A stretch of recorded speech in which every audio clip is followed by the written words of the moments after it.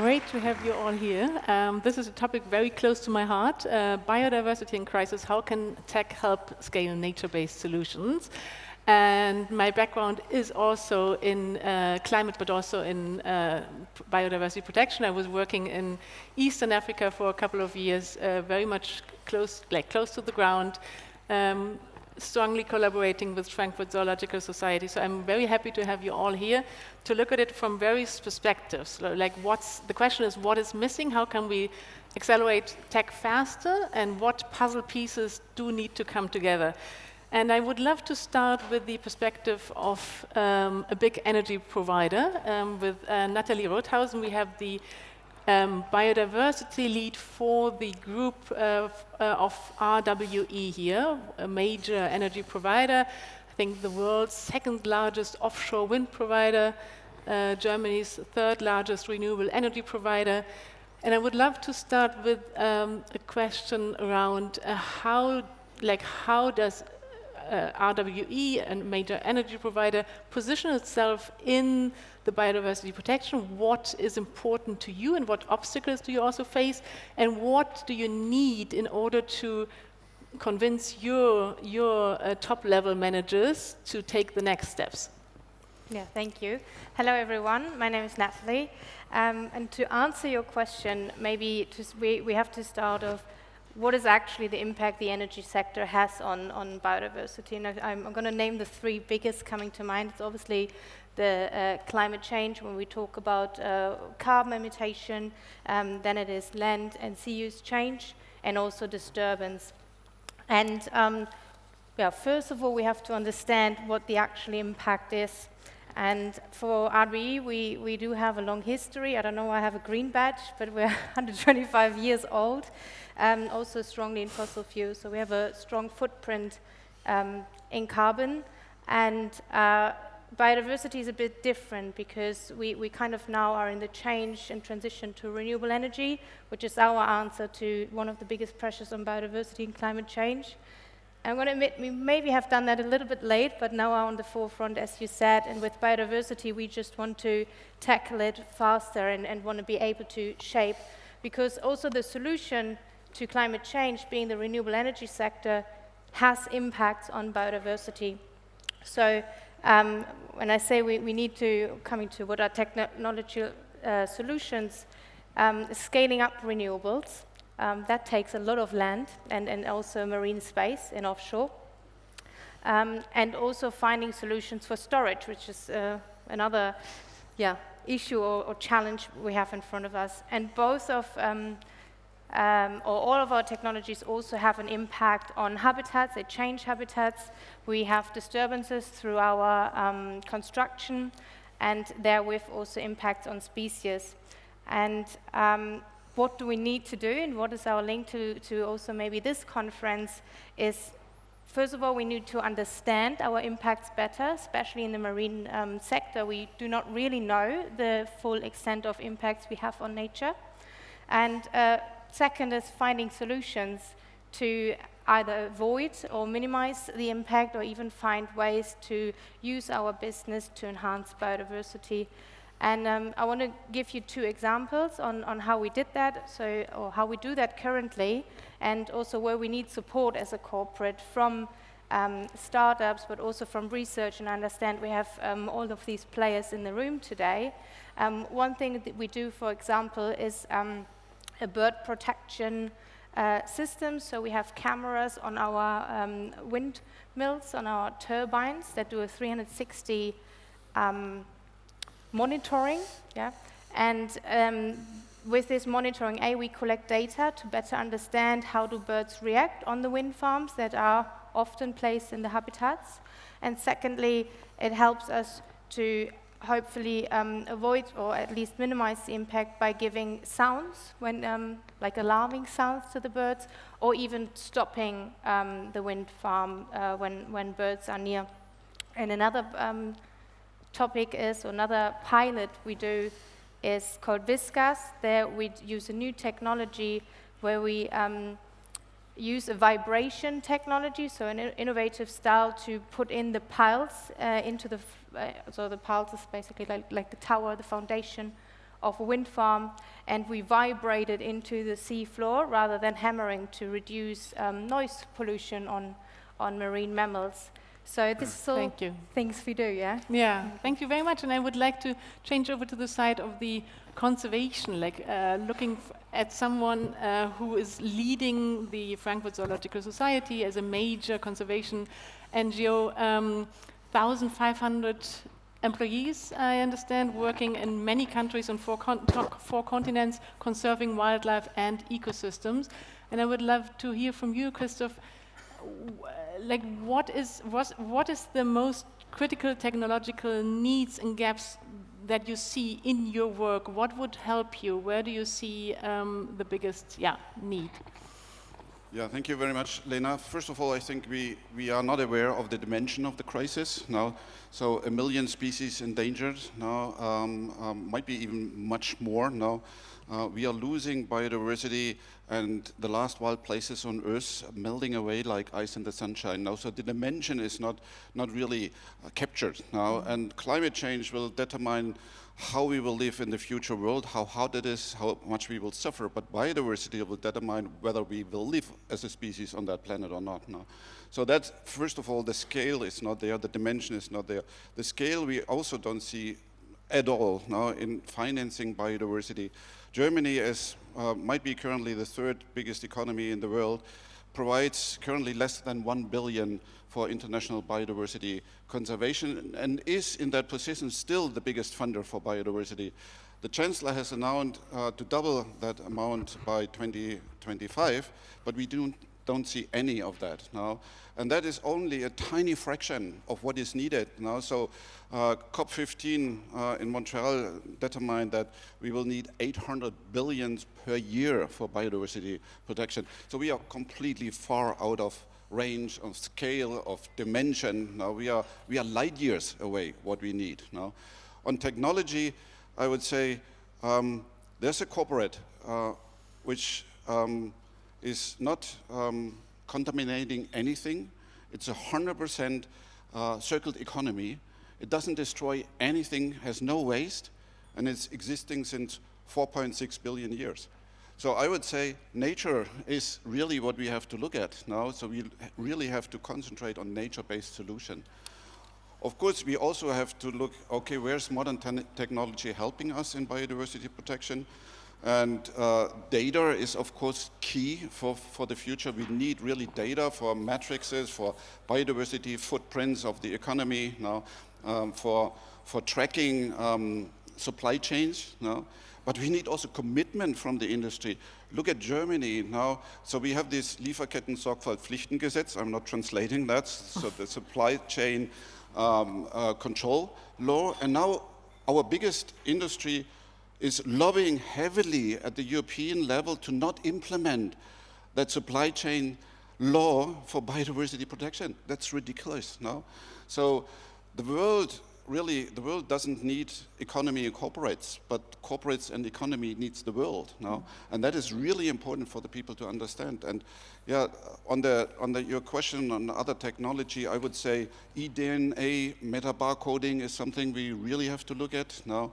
That's helping us to get data, but you will be very surprised to hear that we miss fundamental, basic, easy data on that planet now. So for example, we don't have even a reasonable database for the protected areas. You can't even click to see how many national parks we have. Could you believe that? No? And of course, also on the species, now we might know now about 2 million species. Estimates are that there are 8 million species, now 4 times what we know. Now most of the species we don't know, we don't even have a name, not saying that we have any idea of how they are functioning in the ecosystems, what the role is, where we see cascading effects when we lose certain species. No? Metadata is definitely something, spatial planning is something, but that all doesn't help us if the corporate world, the economy, the politicians, and the citizens don't understand what the dimension of the crisis is. In the last 12 months, we lost 66,000 square kilometers of forest. That's bigger than Switzerland, than the country we are in now. And so if we continue with that, and biodiversity is concentrated in forests now. So we need both. Now we need a complete change. We need a scale completely different dimension on financing biodiversity. There are incredible tasks ahead, but we still have a functional planet now. But now is the time really to act on a completely different level. Thank you for that perspective. And the data is the word where I turn to Gilad. Gilad is the executive director of the MRV Collective, and an industry coalition advancing MRV technologies and their application. How would you say do we need data to close the financing gap, and maybe also bring in some of your experiences with the TFND? That would be super interesting. Hey everyone. I am really excited to see this many people here at the last part of NOAH. Wow, you guys are warriors. So it's a really great question. So how does data come into this? So I think that first of all, kind of what you were saying is that we don't even have a database for the national parks. The Nature Tech Collective, as we rebranded and launched here officially today. Yeah, excited on that one. The genesis story of the Nature Tech Collective was essentially founding members, one coming from the world of regen ag, another from the world of carbon credits, a third from the world of blockchain and nature credits, and realizing that a lot of kind of what's been told us, the bill of goods that's being sold to us on those different aspects, and we quote unquote, for a joke, we call it the impact industrial complex, is built on really faulty foundations of data. So there is very limited or unavailable data.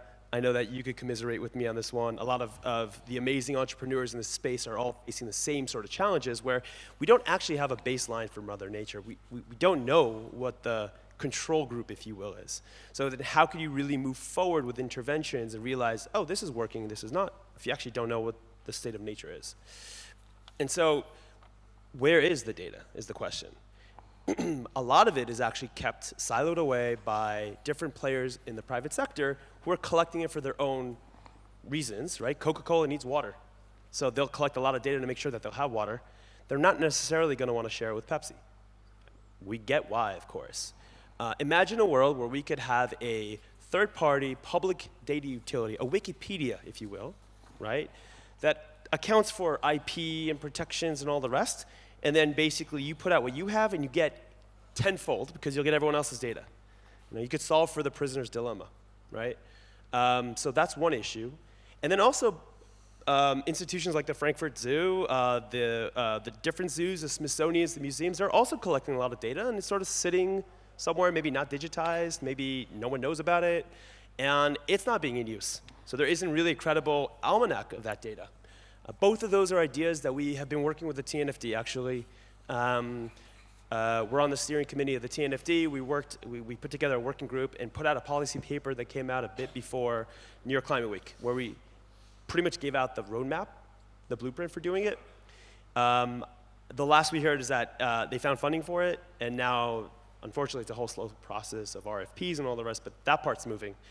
The second piece is that still doesn't solve everything, and we have the solutions we need to do the data collection, the assessments, and the insights, but we need to build a standardized framework for data collection en masse in a way that's transparent, in a way that's consistent, and has a proven cadence, decided upon by the leading scientists and entrepreneurs, some of which are here, by the way, and have it be deployed at scale. And this isn't a private sector. No startup is going to do this. No VC probably will ever invest in it. You're not going to get 10x. You're not going to get 100x growth. This is a public good, and it will take a concerted effort with funds from the multilaterals, and I think it's doable. I think what we're doing at the Nature Tech Collective is we're establishing the base through the community work, through the interaction with corporates such as yours, and building the sort of gravitas that then allows us collectively to go and say, all right, ladies and gentlemen, this is what we need. If you want to get this solved within 5 years, that's the basic stakes. Now let's talk. Thank you, Gilad. And I find what I personally find super promising is that we at Planet A, as a VC investing in nature tech and climate tech, the quality of founders coming into that space is just amazing. And we see many exciting tech solutions that were not there, especially on the MRV side, that were not there 5 years ago. With that, I would like to turn to Nick, because you are building such a startup in that space and are at the forefront of using technology to promote biodiversity with Nala Earth. And how would you say, how do you think around data? I'm sure you have your own experience around that. And also, how do you make the step with your customers from understanding and reporting on biodiversity to taking action on biodiversity? Yeah. Hi, everyone, first of all, and thank you for the great question. So I guess Christof and Gilad have talked a lot about data, so I can make it quick here. I mean, really same kind of thinking around that, right? So there is a lot of private data that is out there that can be leveraged. There is private data out there that is really unstructured, which should be leveraged. So municipalities publish data on water quality, for instance, really hard to cut through. So I was talking to a large chemical company, and they would actually hire a person that was only looking for these estimates around the globe, which is absolutely crazy because there's no database out there. And then there's the bucket of proprietary data, right? Locked away by corporates, by startups which do research or research institutions. And as Gilad said, in a perfect world, we should actually collaborate on all these data to make nature management as easy, because it is extremely complicated. We should make it, or we should facilitate it as good as we can. And towards your second question on, okay, now we understand how nature is doing at these locations, at these corporate locations, how can we engage companies actually to work on it? If we think about engagement, we should understand why companies actually care.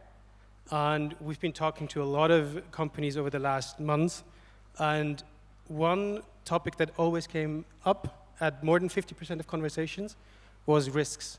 So risks of increasing prices, risks of business interruptions, and also reputational risk associated with deforestation, these kind of things. So for us, one thing that is missing is some technology that helps companies understand the financial risks that are associated with nature loss. And whenever they can understand how many millions or billions are actually depending on the services of nature, on natural resources, then they can act. And this is something we saw in climate. There is climate scenarios, right? Like, we understand how the world, or at least we can try to understand how the world looks like with a 1.8 degrees Celsius change, but we don't understand what happens when biodiversity degrades even further. So I think on that end, research, but also startups can start facilitating nature risk management a lot. And this is something we're trying to solve. It's incredibly hard, but we're there. So let's see. Hopefully we succeed. Thanks. And to come to David Overby, partner at Forset Group, maybe you can share some of your experiences also in the Global South and that you work on. Yeah, we are a good example of a private player sitting on a lot of biodiversity data that we gather basic for our own good. We operate 1.2 million hectares of tropical natural forest in the Congo Basin.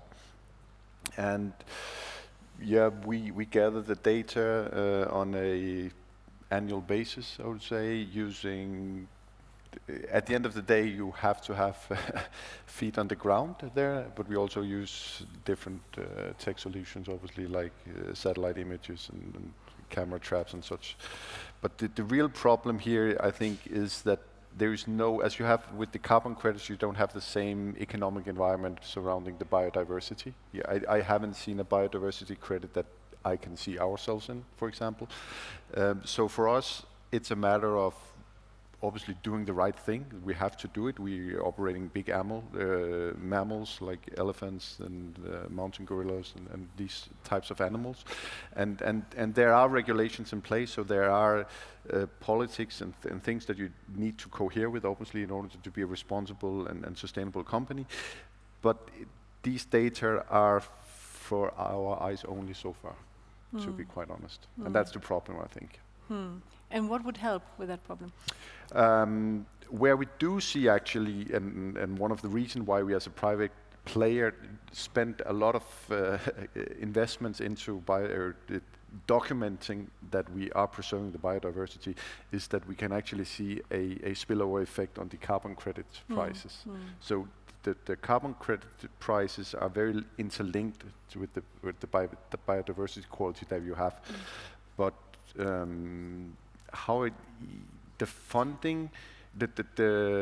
the funding for projects into biodiversity are not as big as all the discussions around the topic.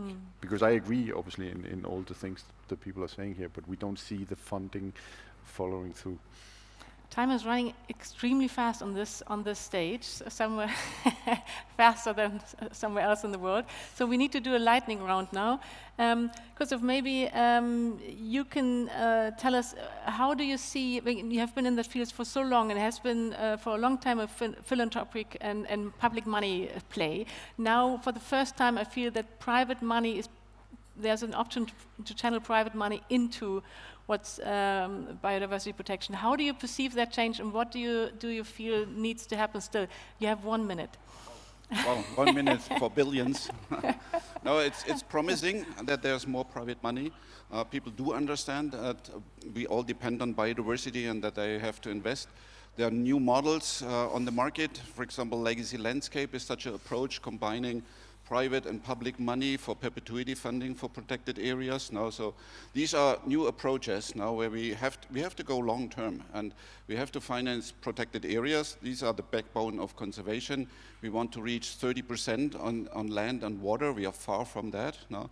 But that's the backbone. It's not enough now to save the biodiversity on planet Earth. We have to change agriculture, consumption, all that now. But yeah, I think it's promising. It's more from America than it's in Europe. We are here in Switzerland. There are a lot of rich people in Switzerland now. So there are a lot of options really to do good on that planet in investing in biodiversity. And Natalie, what would help you? I asked the question before. How can you, because sometimes in a corporate, this is always seen as a cost center and it's just compliance. And how can you turn that into something valuable? Like, what would help you, and how do you approach it? Yeah, I think there are different perspectives, different drivers. Obviously, we're a listed company, so shareholder pressure always helps if shareholders understand the issue. And also, as Nick said, the risks to our bottom line and request proper risk mitigation, I think that will do already things. We also see steps in regulation, and I think that's also a helpful move. I'm in quite luxury position that we see it as an opportunity to position ourselves as a front runner, but I think for brighter corporate fields, strong ask from investors for sure, clear regulation, and just in general, the corporate world has issues to take decisions on things they don't understand, and we are struggling at the moment to bring that language closer to management language, and we start with risks, opportunities, and so on and so forth, but putting the euro next to it is at the moment not very feasible, and that's why management is hesitant to take decisions, especially when they're that long term. Yeah. So this is something we need to work on. I think big corporates in the food space see it more in terms of resilient supply chains, so I see a different perspective there, but I totally hear you. Gilad, maybe share with us what's your next frontier, like what would you like to see in the next year? So from our perspective, we're focusing very much on answering the questions that you, Natalie, brought up. How do we flatten the knowledge gap, the knowledge curve? How do we flatten the adoption rate, make it much quicker? How do we shave off a couple of years from the bank saying I'm 2 years away. And the way we do that is, number one, with a lot of research and sector mapping and showing you, here's the actual solutions. They'll do this for you. And then actually do the acceleration to connect you with the startups that are available right now, or run a startup challenge to crowd in teams that are not there and need to solve those things. And then the last bit is, in that process, work with you to move the language to the purview of the CFO. So that risk piece, there's really interesting solutions that are moving in that direction, that are offering the way to show, here's the capital stack, here's how you add it on your balance sheet, and TNFD is coming, and whatever, you know, if it's more in the commodities, as you were saying, but we're here to accelerate that transition, and that's what we're doing the next year. Thanks. And Nick, how can you help RWE? How can you support Natalie? Like, how can you bring it closer to what's really important to a corporate? A really good question. Gilad was mentioning TNFD and all the frameworks that are establishing. These frameworks are still really hard to implement. If you read through these guidelines, it's really hard to actually get like the lessons out of it. What do I need to do? And I think NALA can help by providing the tool that helps these analysis. And with MRV, I guess we should talk just to join you guys. I think it's a great initiative. Thanks.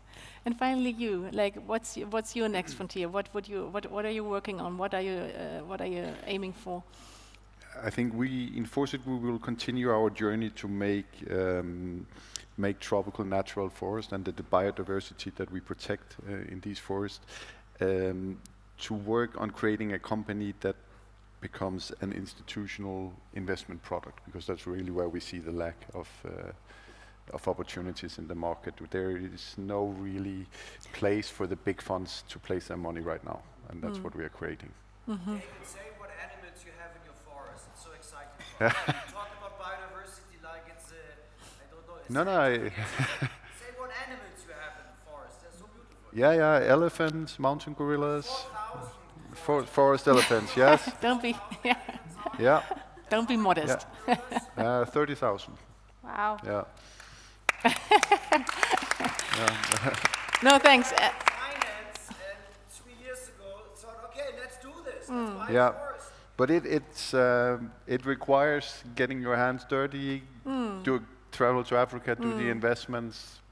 That's what it takes. But I think that's an important point, right? Besides bringing the language to management and CFO, I think we as corporates have to get comfortable in taking decisions where we at least know we don't do harm. Like, we don't need to have it understood completely, but let's start doing the things we know are doing good. Maybe not nature positive, but we need to move.